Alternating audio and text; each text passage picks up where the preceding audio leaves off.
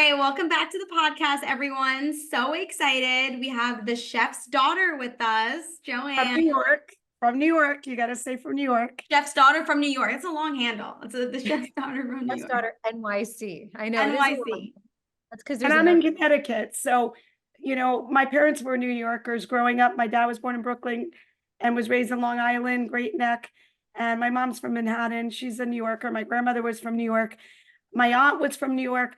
I act like I'm from New York. My personality is very New York, more so than Connecticut, but I grew up in Connecticut and we live near New York. We're in Richfield, Connecticut. So we're so happy to have you. So happy to have you on this podcast.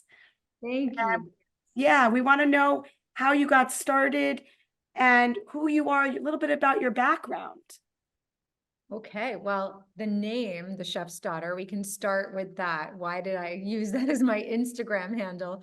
I began my Instagram after I wrote a cookbook about my father. His name is Chef Pietro Mosconi, and he is a restaurateur in New York City. He owns 2 restaurants. They've been around forever. Villa Mosconi has been there since 1976, and down the block from Villa Mosconi on McDougal Street is Monty's Trattoria, which I know Debbie got to dine at, and she sent me a wonderful photo. That's been around way before we were in America for over 100 years, but my dad took it over in 1983. So I basically grew up in the restaurant business, and I would be the little girl in the bar area of Villa Mosconi waiting for my dad, because when your dad's a chef, he has no time. Like when I was growing up, that man was in the kitchen just busting his booty. Let's put it that way. I don't want to curse on the podcast, but he was just killing it. That's what it took to make it happen. So my mom, we would just wait, and anyone who introduced me, I never had a name. They would be like, and that's the chef's daughter, and that's the chef's daughter. And even as I got older, while I was writing the cookbook, I rented an apartment over the restaurant so I could be near him. I'd be walking down the block. I'd be hearing tours of New York City referring to me. Oh, and that's the chef's daughter. And I realized my dad is the chef of Greenwich Village. Like nobody says that's Chef Pietro's daughter. It's the chef. He's probably the longest running chef in Greenwich Village, but I'm actually trying to find out if he is in Manhattan. He might be. My dad is 75 years old. And he works 7 days a week. And if you know anything about the professional kitchen, many people don't last like even beyond 60, 65.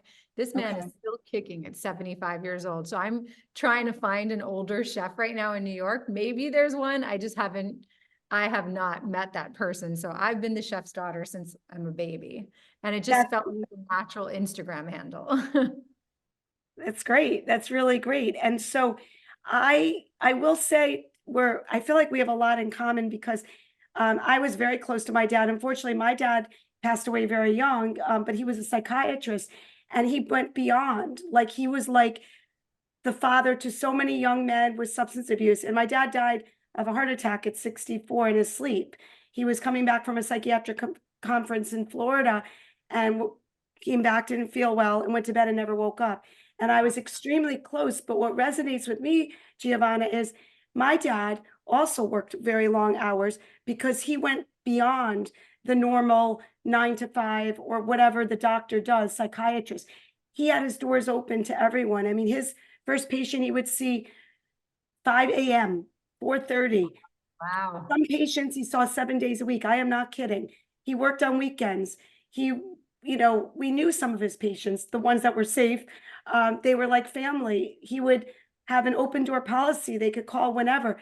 So my dad really worked beyond. I don't know if you knew that, Alexandra, but very much so beyond the normal psychiatric hours. He was an amazing psychiatrist. He worked all over the world. He had patients all over. And so when he passed, people were just so shocked and so in awe of how he saved their sons that I collected a book. I downloaded all the letters from everybody about how he saved their lives and created a book to show my kids to see how he made such an incredible impact. So the thing with not seeing my dad, we had like a father-daughter thing where we would see every week, we'd have just a father-daughter dinner. And then my brother would have a father-son dinner when we got older because he worked such long hours. And my mom always joked she was married pretty much on the weekends. Like, even though you know, during the week she saw him, she didn't see him much. Couldn't hang out at his office, whereas Giovanna, you were able to hang out at the restaurant, and I'm sure that became such a family spot for you guys with your mom, your dad there. And we did both read that your dad had a heart attack, and that is what got you into cooking and your love for sharing his story and the kitchen. Can you talk a little bit about that? Found that so interesting. Yeah.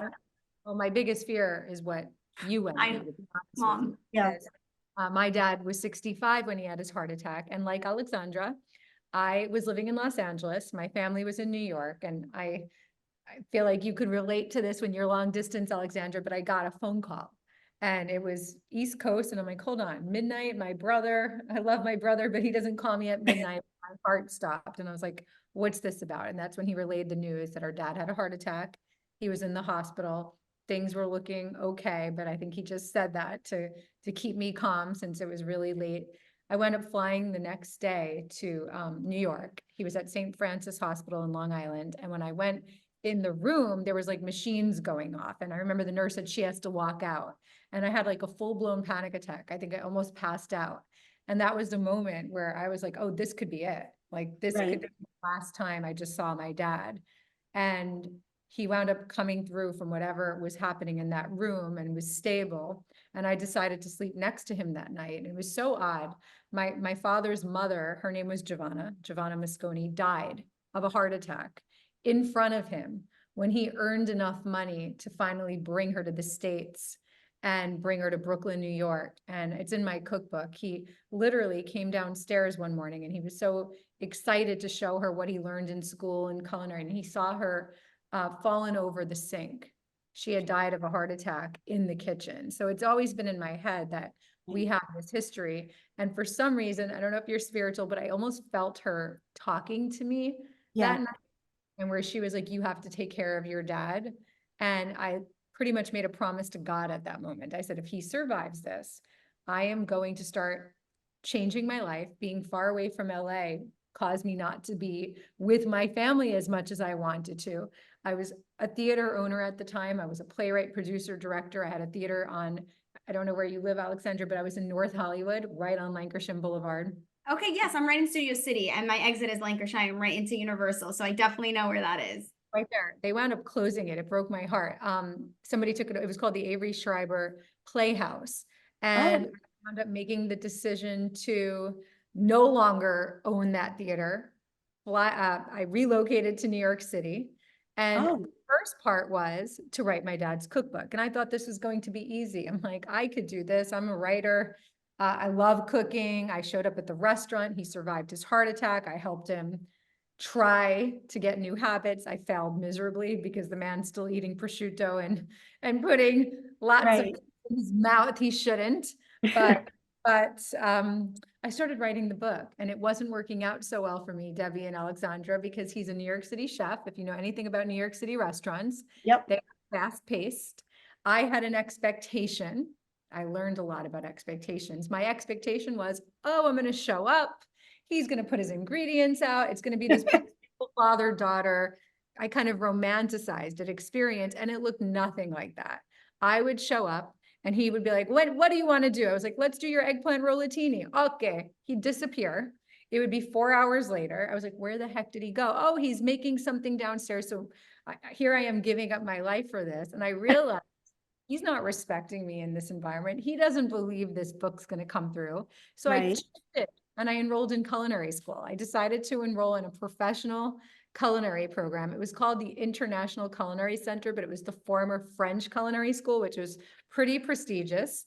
Again, I expected it to be a lot like, I don't know if you saw that movie, Julia and Julie, is it? Yes, Julia? I knew you were going to say that. Yes. Oh my gosh. I was going to be them. I was going to be like cutting my onion and having this I rented an apartment in Soho. Yeah, no, it was nothing like that. So there was a whole thing I learned about expectations and how to shift, because culinary school was brutal. I still have my scars and my burns. I was trained to be a chef in an actual working kitchen. And I was like, but I'm a girl. They're like, go. I was carrying like heavy stock pots, burning myself. And I'd want to put a mitt on me the next day? They're like, no. So I had like a 3rd-degree burn on my finger, had Oh to my go to gosh. NYU right after and show up the next day and basically burn myself again.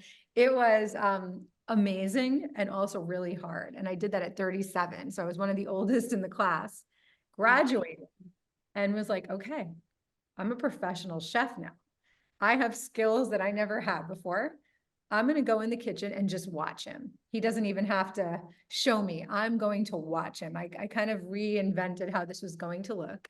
And he Right. would start hearing me saying things like, oh, Dad, are you using a mirepoix or a sofrito? And I was using terms in the culinary kitchen. And he's like, she knows what she's doing. And a respect started to build, which is ultimately what you need in a New York City kitchen. I was no Right. longer his daughter. I was a chef. And I think that took our relationship to a whole nother level because he couldn't believe that I wanted to write his book so badly. Other people tried, my mom and my brother. They told me it would never happen. They said he was impossible. They said, you're never going to get it done. And I think he was like, she really wants to get my recipes. And I think that was new for him. And it was the best. I'm going to say that was about God, was it 4 years of getting it? Yeah, 4 years. I mean, I didn't do that straight. I did another play in New York. I still worked, but it was a 4-year process where I got to spend some really quality time with my father. That is amazing because I watched where you said that and I couldn't find it. I told Alexandra, I remembered seeing that, and then she found it for me because I couldn't find where you put it on your Instagram somewhere I saw, but I missed the part about, you know, I don't know if you discussed that part where he wasn't respecting you. I read the part where you said he had a heart attack and I want to write this book, so I'm going to go back to school and become a chef. That part I got. I didn't know about the part that you were in the kitchen and he wasn't And really respecting you. So then you took it a step further he's going to be to really upset show because him. I think it wasn't even in his mind that he wasn't respecting me. I think he was not aware that I was going to slow him down. He didn't Right, a free moment to show me right, recipes because right. you've been there. It's a very busy place. And in the Yeah. afternoon, they're prepping. So I think for him, it was really hard for me to be like, hey, no, we need to clean the space. I need to take pictures. It was like, and I'm like, I'm going to have an Instagram page. And he had no idea what Instagram is.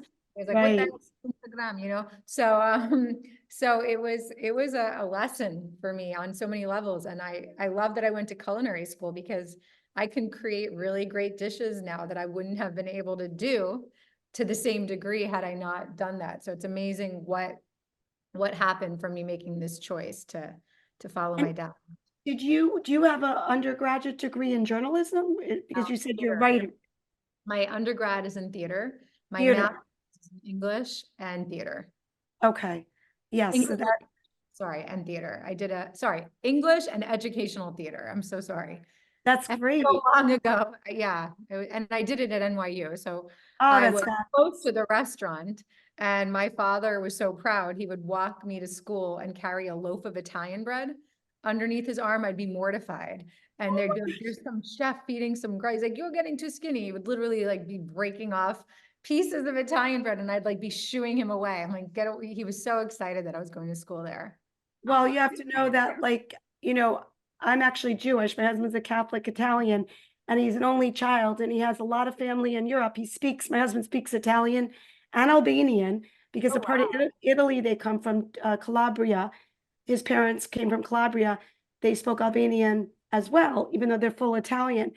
And Nice. my mother-in-law helped me raise Nona, all three of my children.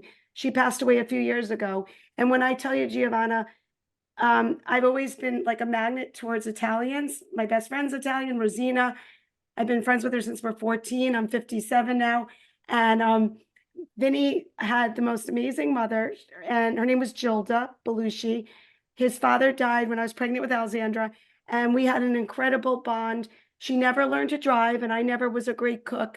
So I ended up driving her everywhere and moving her close each time we moved closer. She never wanted to live with us, but she came over every day and cooked for me, helped me feed my children in the middle of the night, and go stay with me when Vinny was on leave for his job. He's an insurance man and business traveling, and she's with me every day. And we took her on vacation, and she cooked for me every day. I drove for her wherever she needed, and we had an incredible bond. So, even though I didn't grow up Italian, I was in that situation. And my grandmother, who lived to be 100, who lived in Boca Raton, lived in Lausanne, Switzerland, and spoke Italian, German, and French, and lived in Italy. And my aunt was an opera singer and studied in Florence, Italy. So I was surrounded by it, the whole Italian influence. So, but my mother-in-law, she was the best. The Yeah, I best. felt like she cooked really kind of healthy for an Italian, because I do know what Yes. you're saying. You even said your dad hasn't put down the prosciutto and all those foods, but I feel like my Nona did a lot of whole wheat and a lot of a healthy 100%. Italian, which is kind of unheard of. Do you feel like going to culinary school kind of changed your view of food? Because I know you grew up probably eating all the pasta, which you say pasta's great. You still love pasta, but you definitely have such a balanced diet for me watching your Instagram. Where did that side come from? Oh, goodness. Well, I have to be honest because that's the only way I know how to be. I hope my father's family doesn't watch this, but my father's family is on the heavy side. And Okay. as I was growing up, my mom's mother, she's from the south of Italy, Okay. American, but her parents, and it's called Puglia. And Southern Yes. Italians are very vain in terms Yes. of looking a certain way. And she used to say to me, it was terrible. She put it in my head. It's actually in my new book. It was terrible, but it also made me aware. She said, "You better be careful. You're gonna get heavy like them if you don't watch. It's in your you're half them." You know, And yeah, that was in my head. And remember, I grew up in a house where lasagna would be in the fridge. We didn't right, know how to have meals without bread at every right. meal. And I was thin because my metabolism was so good, but the words were in my head. She would comment, "Look at your dad, he's getting a double chin." She had no filter. I loved my grandmother. I was very close to her, but she kept saying that. And there was this focus on food that I became really unhealthy in high school. And this is in my new cookbook. I wanted to be very thin. And I grew up in the time where supermodels were waif thin. It wasn't the Kardashian models where people started liking curviness. It was Kate Moss, and fat-free started coming on, which is terrible, by the way. But like I bought every like fat-free thing, and I had I changed my diet where I had no fat. I was about 16, 17 years old. And I became a nightmare with my family. Like Sundays were for pasta. It was for bread. It was for the family coming together. I would make my mother order me from a Chinese, I know Chinese food sounds terrible, but it was a specific steamed chicken. It was horrible. Steamed broccoli. And if I was feeling risky, I might have thrown some brown rice in it. No sauce on it, nothing. And I Wow. remember eating this.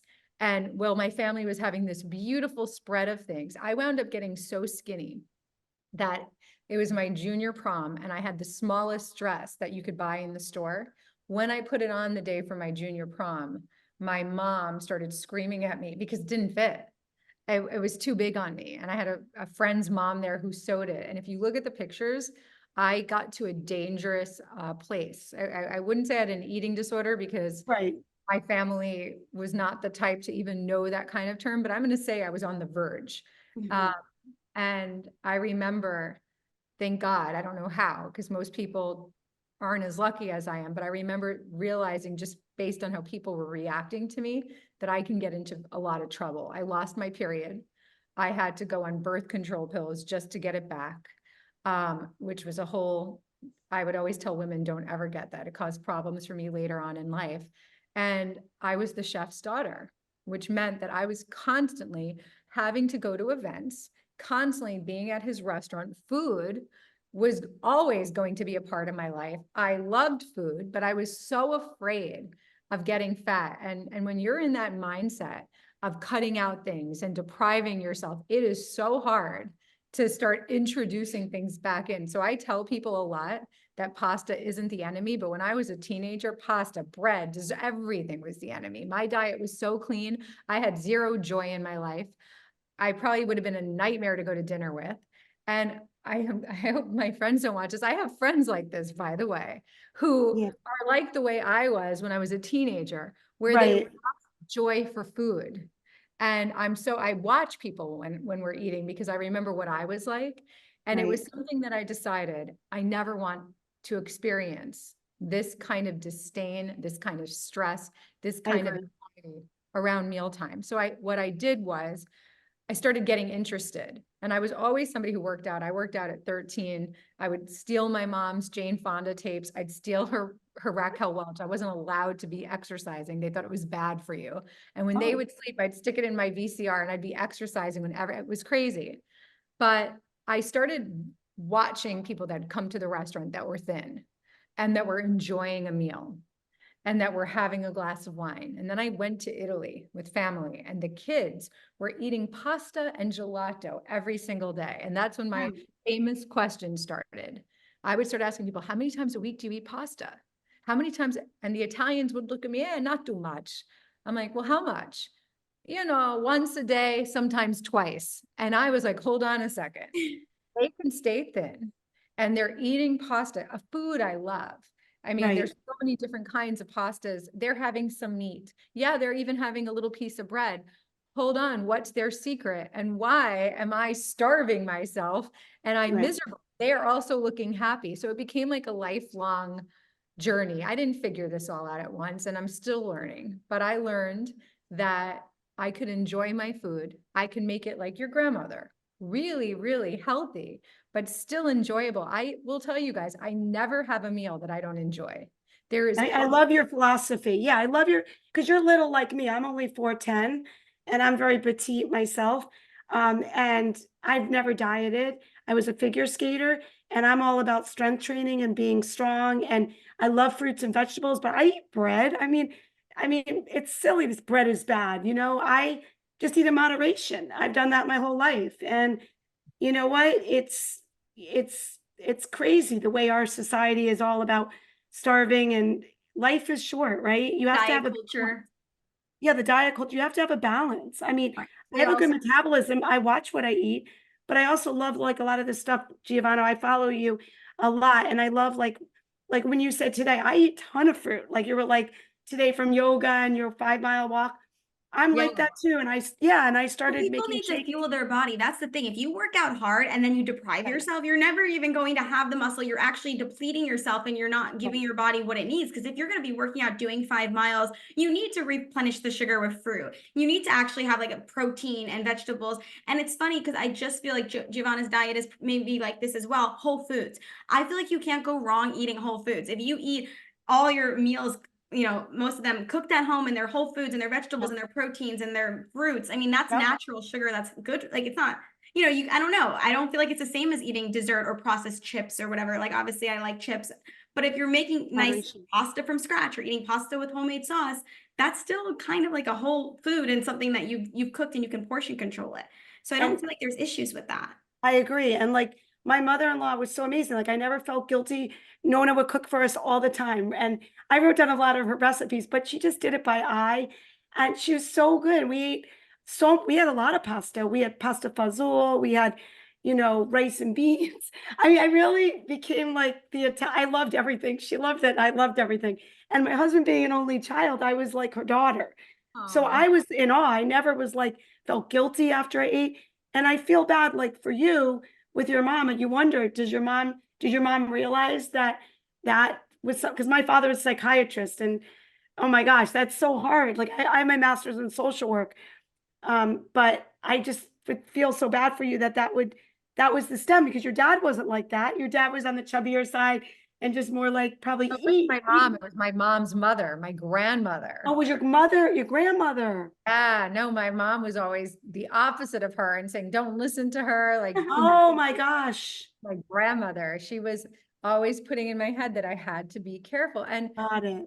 some ways I in my book I thank her, and I'll be honest with you, I don't I don't blame her for anything. It was my choice to like Right, take that direction because of what was going on in the culture at that time. right. It's Old school. popular to be waif thin, and Yeah. I'm competitive, unfortunately, for better or for worse. And if Mhm. you're going to be waif thin, I'm going to like do it well.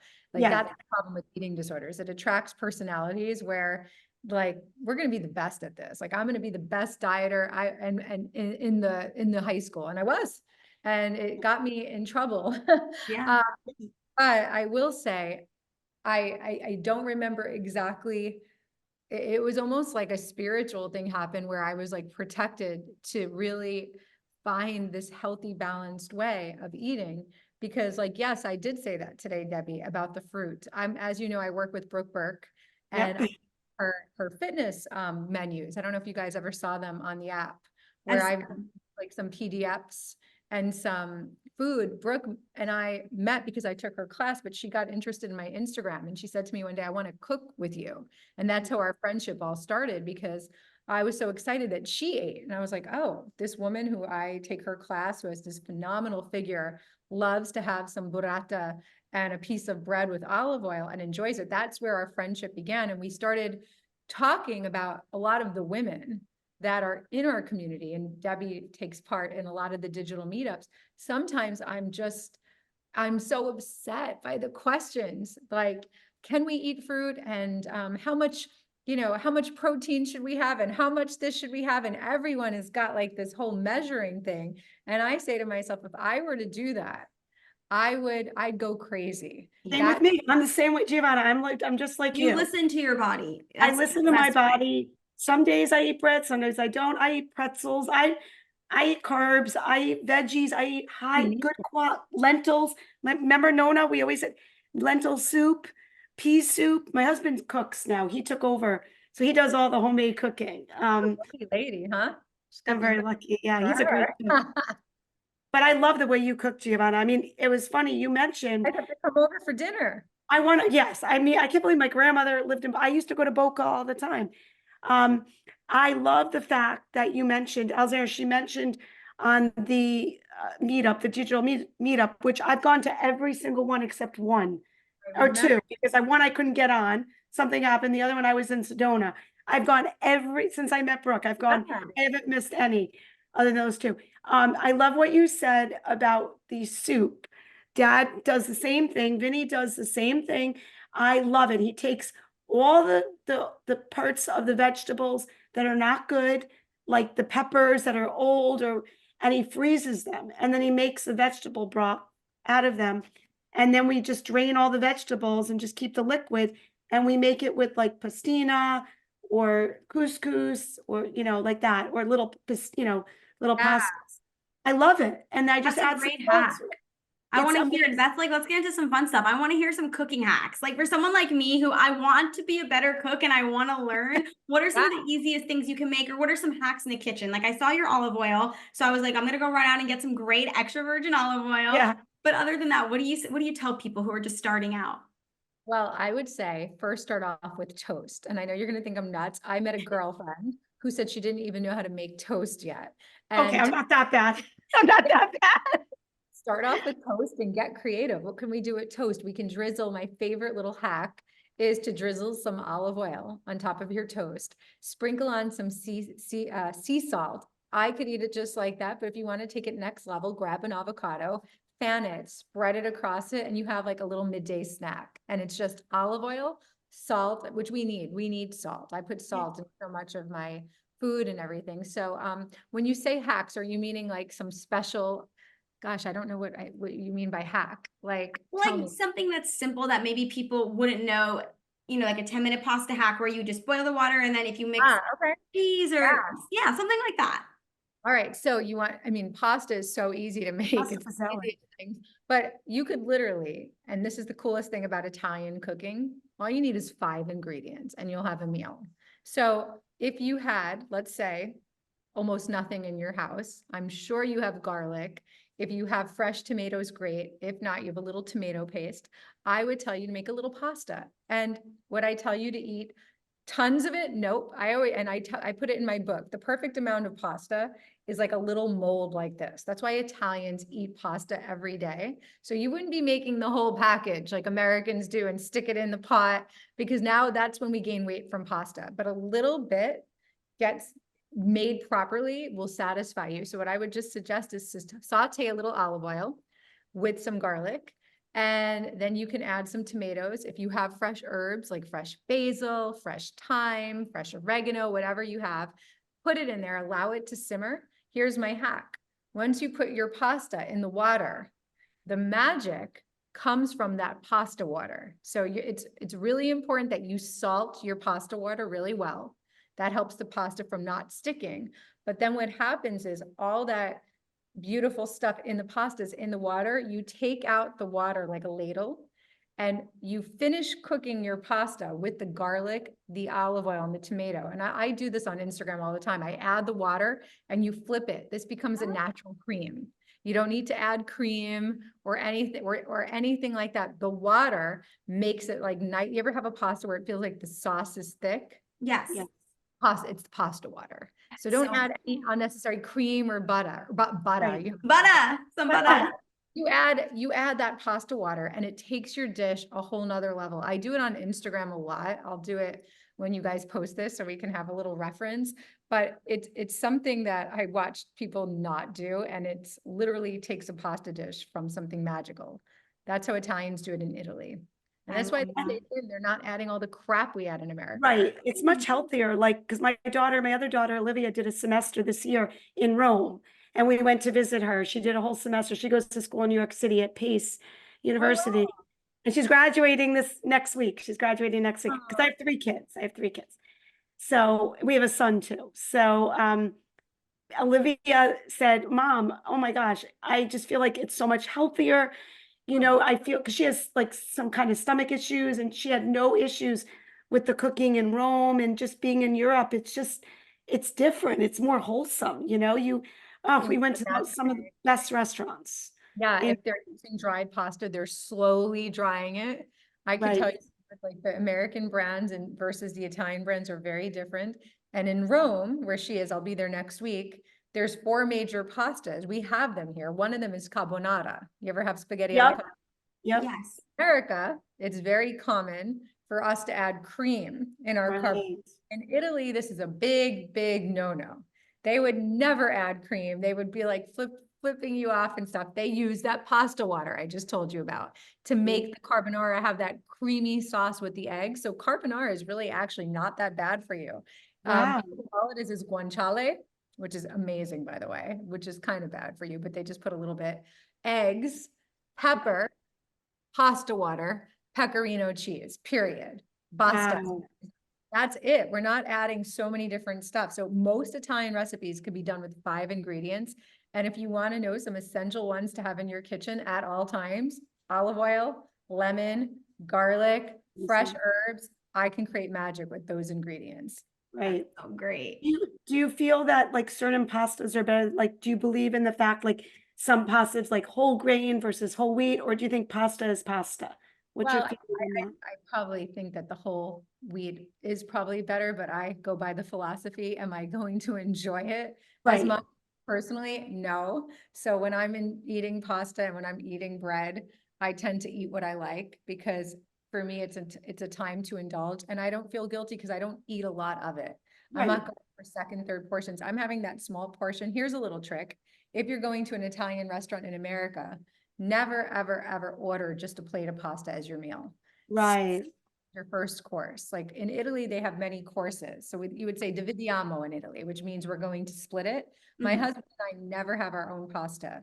We share it. And in America, it's enough for 4 people. But in Italy, if you do that, it's actually just a little bit. You're still hungry now after that. Now you order your protein, your vegetable, your salad. And by the time dinner is done, you're not upset that you only had a little bit of pasta. You're so satisfied because the meal is an event. Like when you're eating, and think about this, mindfulness, this much pasta, is that 15th bite really that enjoyable? Or are you just like, Right. it's Scarfing it down to finish it. correct. So once you train yourself to eat that way, I feel like you're never, ever going to be worried about dieting. You're never going to be worried about going on Ozempic and all these new fads because you're teaching yourself how to sustain a healthy, balanced diet. And that's how Dad is. Dad's the same way. You know, he's really, my husband reads a lot about nutrition and he really does not believe in diets, like those kinds of things at all. But Don't the thing work unless is, you develop a way to maintain it. It works if you're fasting, like all this stuff works. Ozempic is amazing. Right. People drop, but then once you're off of it, And you haven't Exactly. learned the new habit. So I'm not against Ozempic. I'm all for it. If your Exactly. doctor thinks you need it and it's helping you lose weight, but then what happens next? Right. It's Exactly. not sustainable. Exactly. That's why Ozempic, some diets, sometimes it's hard to sustain things after you diet it for 6 weeks. It's like, can you maintain that for the rest of your life, depriving or cutting out? Probably not. And then you might Right. binge, and it's just a cycle versus eating I, healthy. yeah, I always feel like the way I've learned to eat, even though I might eat some processed foods, I still think I eat healthy. I always felt like I ate more like a Weight Watchers person. Like I eat some carbs, I eat vegetables, I eat the high quality carbs, I eat a lot of lentils. I just with my mother-in-law for all those years, I loved broccoli rabe. She would Oh, make it in the yes. kitchen. I mean, I didn't grow up like that, so I loved broccoli rabe. And that's one thing whenever I go, Giovanna, I love to do like pasta with vegetables, pasta with broccoli rabe, or with Pasta with different broccoli types. rabe is like the best Yeah, thing. I love I love I that. And love I it. love that. That's like the I best. love it. Even if it's bitter, I love it. Love it, Yeah. love it. I And I even always put agree. sausage in mine. Yes, Yeah. broccoli rabe and sausage is one of my favorite appetizers to get. But I just Okay. feel like you've cooked so many amazing meals. I want to know, what is something you still like you want to conquer in the kitchen? Is there any meal that you're like, I still haven't perfected, or that you want to cook better? I'm not great, and I'm so embarrassed to admit this, on a barbecue. Oh, Like, okay. because I do all my meals on stovetops and stuff, and we have a new barbecue here the other day, and I realized like I need to learn the grill a little more. I'm comfortable grilling on a grill pan, or I bought this beautiful thing from Sur La Table, but an actual grill, it's a whole other art. Oh, Doing there are. meats and that. So I'm actually trying to learn that. I would love to tell you it's sushi and that kind of stuff, but I'm the type that I'm just going to go out to dinner when I want beautiful stuff. And I can do Italian style sushi very well, but the grill, which is something I love so much, and I grill stovetop all the time. I want to learn how to use that fire there. It's such a technique. Wow, that's interesting, right? You would think that it would just transfer what you learned in the I can kitchen over to grill, the but I'm grill. talking about mouth-watering restaurant quality, like where you're like, I can't get this anywhere. Like, with the marks are perfect and everything it's hard sometimes. And I think it's because each grill is different. You need to understand your grill. Neither my husband or I understand our new grill. We Oh my actually had goodness. a very expensive steak and it didn't come out to our liking. It did not make my Instagram.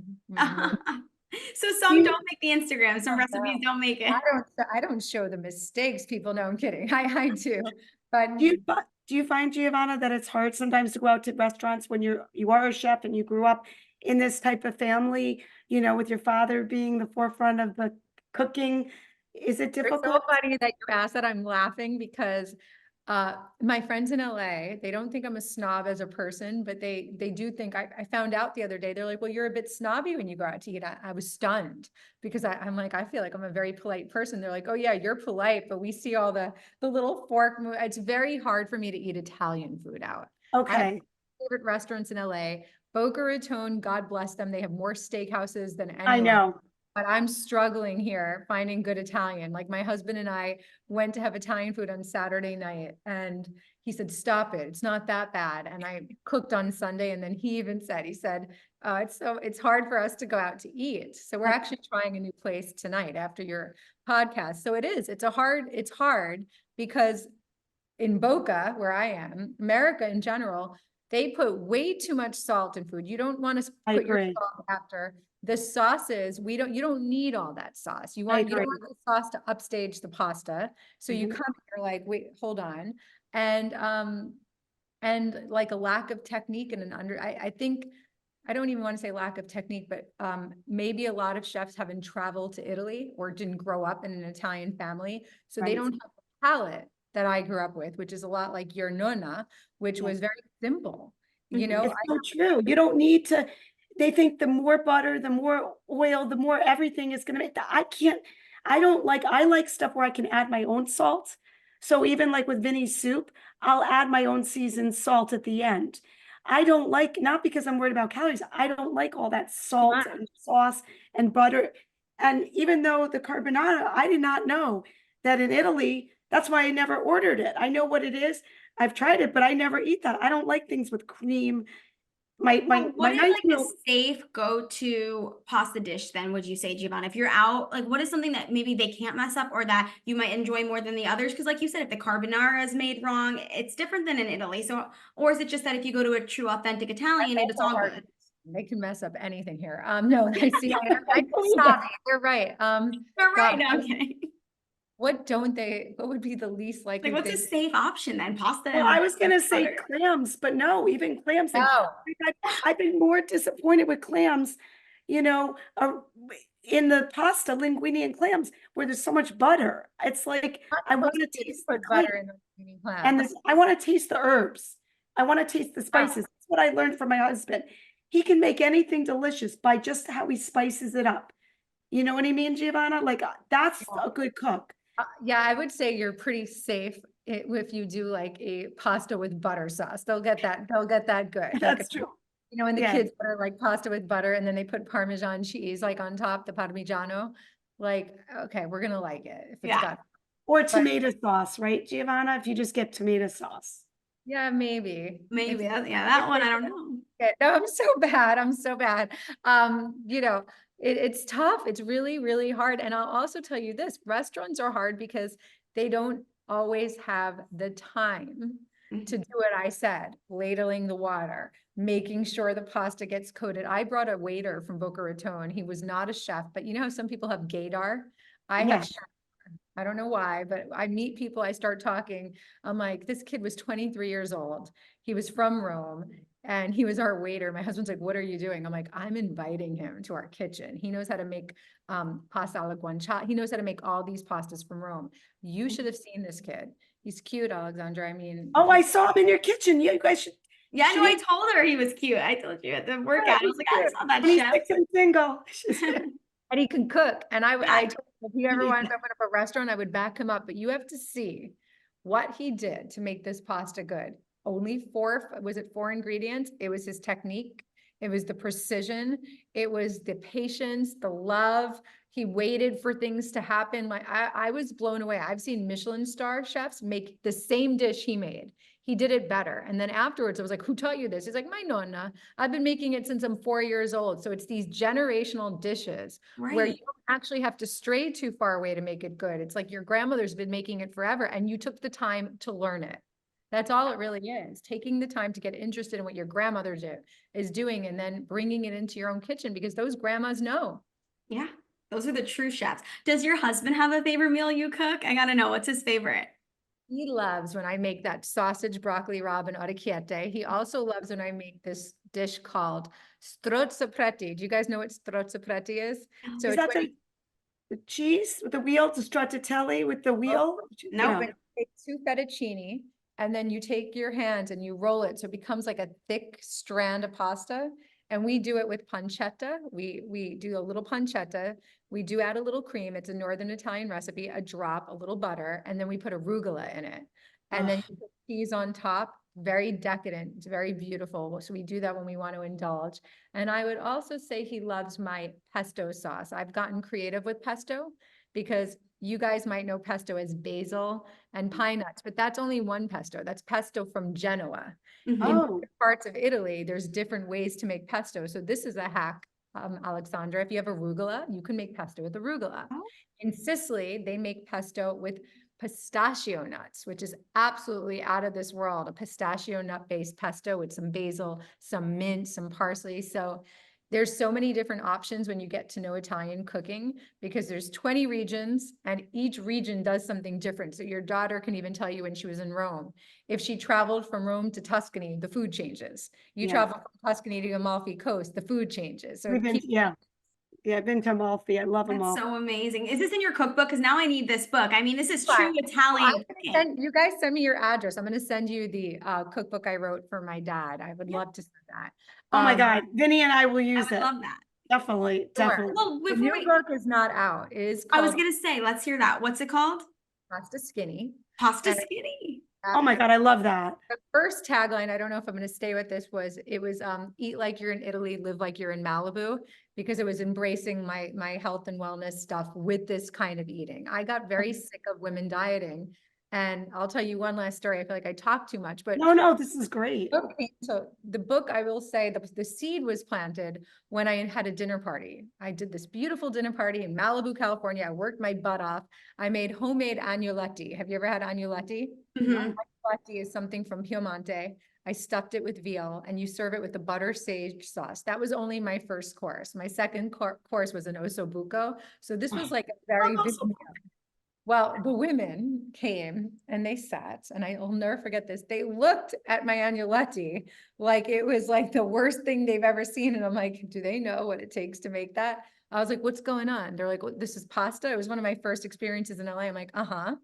And they're like, oh, we don't eat it. And I looked at my husband. I'm like, I'm going to shove it down their throat. Of course, Oh they're going my, to. And that's when I realized in LA, not all people, but it was different. The food didn't bring joy. Right. It brought here. These same women complain to me every day, I can't lose my belly fat. They were dieting. They were dieting, they were fasting, they were working out. And I'm thinking to myself, what's the problem here? They didn't eat the agnolotti. They're not eating the bread. They're working out like crazy. They're drinking the celery juice. What's going on? I don't know. I'm not a nutritionist. I'm not a doctor, but I think stress around food, yeah. in my mind, creates some sort of Yeah. reaction. I think the That stomach. is so funny. Oh my God. That's hard. Being, and I also have to being, hear, I have to hear this though. So you think the stress around maybe like the diet culture and thinking about it could cause? They definitely have to eat at some point. So when they're eating, are they what are they busy? eating? Are they standing up to eat? When you're not sitting down and slowing down and enjoying your food and having an experience, food is the enemy. So I actually don't know what these people eat because in my mind, they're eating all the right things, but they don't have the results they wanted. Right. Right. I did have the results I wanted. And I say that not to brag, but I really did. Like, I wasn't feeling like I needed to lose weight. I felt like I was very much in shape. And I'm like, what's the difference? I'm enjoying my food. I also know the next day how to eat a salad with Right. salmon. I'm not eating this every day. But when Right. I give myself that freedom to Right. really enjoy it. And when I'm eating that salmon, it's prepared in a way that it's really beautiful. So there's no deprivation. When there's no deprivation, there's none of that. I've got to eat today because, so I'm not saying I have the answers, but I do feel that if people can create more joy around food, they're going to be happier. They're going to really enjoy their workouts at a whole other level. And this new book was born because during COVID, my dad and I don't know if you guys saw it, we had a show on Instagram. It was called Coast to Coast Kitchen, where he couldn't cook in his kitchen because he didn't know how to put the Instagram on the stove. So he had to teach. It was so funny. The things that were funny were not the cooking. It was my mom screaming at him. We saw his hemorrhoid cream in the camera one day because they're like, are we on Instagram, Joanne? I'm like, no, it's up his nose. And I just saw underwear in the screen. So it was like a comedy and I didn't want it to be. I really wanted it to be educational, but it was Yeah. great. He had to watch me cook. That's how I learned the best. And he'd be like, add a little more of this. And I'd say, why? He would tell me why. So my neighbors, it was during COVID, would see me cook. And I would drop off so much of this stuff to their house. And I kept getting asked the same question over and over again. Do you eat the pasta you make? Do you eat the pasta you make? And one day I said to my husband, I'm going to like hit the next person who asks me that question. And he goes, no, that's your cook. I said, what do you mean? He's like, because they don't believe you do. They don't believe that you're making the pasta and actually eating it. And I Right. realized this is a thing, especially in our country, especially in Los Angeles. Alexandria could probably vouch for it because she's around that culture where people are really worried about carbs, not just pasta. I mean, it's just crazy because I'm like the carb queen and I'm way under 100 pounds. So I eat healthy, I work out, I don't diet, and I just eat in moderation. That's what I've always done. It's just important. Actually, every time I had a baby, I lost weight. I got Really? as I had children. Yeah. I used to weigh a lot more. Not trying, it just happened. It just, Rare. I'm sorry. That's rare. It's very rare. Yeah. I got thinner. Like from when I got married, I'm a lot thinner. And with my son, by the time I had my third, I was really, and I had a dog that was dying. I was trying to get pregnant. And I think that stress made me lose weight. I'm the type of person, if I get stressed, I can't eat. Yeah. I just can't, like, I'm trying to diet. So I have a lot of energy. If I'm stressed, it feels like I lose pound. When my dog was sick, it was like, oh my God, I'm the thinnest I ever was, so Yeah, I have to gain a little. I'm a little bit underweight, but I feel better because I've been strength training. Like my doctor's always said, you're underweight, but I look good. And especially that I'm Amazing. strength training, I think I look healthy. I don't want to be Mom is skinny. hot. She is. True, it's Thank you. very true. Before we let you go, I want to know, when can we expect this book? And is it going to be more like a cookbook style? Is it a personal autobiography type book? I can't wait for it. When can we expect it?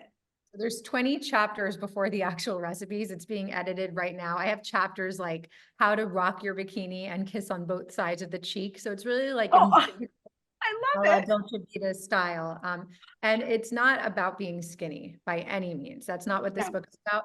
It's about loving loving life, and food to me is such a part of that. So loving the community you're with, loving mealtime, whether Debbie and Alexandra are coming over, or if it's just me, my husband and me. Right. How to make things more exciting and elevated, the mundaneness of life. I'm very scared to die one day unexpectedly. I don't know why. I had a dog that died unexpectedly. My dad's heart My attack. dog too. My dog before Jojo died of a heart attack at age 8. You just Just never, unexpectedly. yeah, you just never know. So it's kind of crazy. Dad. I have Yeah. this in the back of my head, but I'm always like, what if this is my last meal? Why Right. am I waiting to open up that beautiful bottle of wine for that special occasion? I think today is an extremely special occasion because I'm alive. And I don't want today to just go down in history as just another day. So I try every single day to find a way to elevate. And that's what the book really is about. It's about trying to find the basics. Food is one of the basic things in life, and it could be the most enjoyable. Sunlight, not being afraid to go in the sun, salt, wine, bikini. I mean, bikini season's coming, and we have people in our community who work out every day, and they're saying, I will never wear a bikini. That's so, okay, that's so annoying. And that's, I will say 2 things, but I do want to say the thing about you being petite and thin, I know it's annoying. I know why you're annoyed, because people think that you're thin because you don't eat. That's not true. You're eating, My whole life I and it's have been. almost like the opposite, right? It's like an insult. Like, oh, well, you're thin because you're just not eating. And it's like, no, Well, I'm I've heard eating. things like you're too thin, and I think I that's have that too. I get that too. It's sometimes it's annoying, right? And if you feel healthy and we're working out and we're eating everything, you have to live your life, you know? And I do hate that too, that people say, oh, it's bikini season. I've got to look good. Like all of a sudden, you got to slim down, and you should be living a life of consistency and being able to have cheat days and being able to, because someday we're going to die, and then nobody cares what you weigh when you're dead. I mean, you have to enjoy your life. I love my wine also. I'm like you. So the book kind of tells you, I want this book so bad. This sounds great. I Living do the too. Dolce I'll Vita. send I'm it like, to I you, love it. I baby. want to live like I'm in Italy every day right here in California. But so you said they have 20, so there's 20 pages before the recipes, and now it's in chapters, 20 20 chapters. chapters. Sorry, that's what I mean. 20 chapters before the recipes, and now it's in review. So you think maybe it'll be in the summer, fall? By the fall, not definitely not the summer because I'll be in Italy, but hopefully Right. by the fall. And for the launch party, you ladies will definitely have to come because it'll be like an Amalfi Coast Italian La Dolce Vita story. I want us to be on the beach in bikinis, taking spaghetti Oh my down God. and Yes. drinking a glass of white Oh, I'm wine. there. I'm That's there. my vision for people. Yeah. Take your juices, put them aside. Let's live a little bit.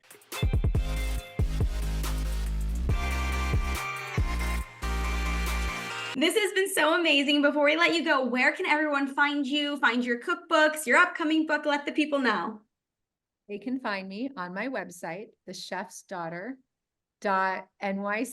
Is that the website? Yes, thechefsdaughter.nyc, or on my Instagram at thechefsdaughternyc. I think that's the best place. Sometimes I'm at Monte's Trattoria, sometimes I'm in Malibu, but they can definitely find me in Italy this summer. I love And one it. more thing, how long do you plan to be doing the retreats? Are you doing them every year? Because you have this whole thing with retreats. Oh, yeah, I hope to. I'm doing my first one next week in Sicily. I can't believe it. That's And then your first one. I didn't realize that. I thought you've been doing them for a long time. No, the same woman who works with Brooke asked me to start doing culinary and the basic, concept of pasta skinny, and bring it to retreats and teaching Americans how to eat in Italy, how to enjoy their food, how how to be on a beach and order some wine and really take La Dolce Vita. Like it's going to be, we'll work out in the morning because that's what I do, but we're also going to enjoy. And then I'm doing another in New York. You're doing one in New York, I saw in November. I think it was November, right, Giovanna? November. My goal is to go to Sicily. Like, I want to go to Taormina so bad. Like we almost went to Sicily. We ended up going to Amalfi Coast instead, but I want to go to Sicily with Vinny so bad. I want to go everywhere. I want to go to Sicily. I know you haven't been to Italy in so long. My other daughter's I want to do a girls trip and go this summer or next summer. I'm really ready to get there. Let me know. I'll tell you all the restaurants and places to go. Definitely. I would love that. But all right, thank you so much for being here. We had the best time and I cannot wait for your cookbooks. I miss you. I know, I miss you. You gotta come back soon. I'm coming back in October, so we'll work out again together.